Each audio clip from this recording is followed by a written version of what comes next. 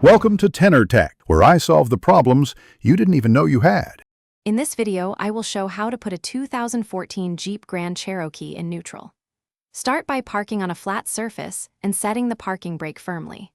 With the key in accessory or run, press and hold the brake pedal while depressing the shift button. If the shifter is locked, locate and use the shift interlock override as described by the owner manual steps, then move the lever to neutral carefully. To use the shift interlock, first find the small cover next to the shifter and remove it gently to expose the release. Insert a flat tool or key and press down on the interlock plunger while keeping the brake pedal pressed. With the interlock held, shift the transmission from park into neutral in a steady motion.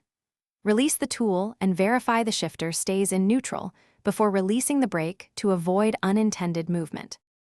A dead battery can prevent interlock release, so ensure there is enough accessory power by charging or jump starting briefly. Follow Jeep's towing recommendations to protect the transmission when moving the vehicle in neutral. Always chock front and rear wheels and secure the vehicle with straps if it will be towed or rolled.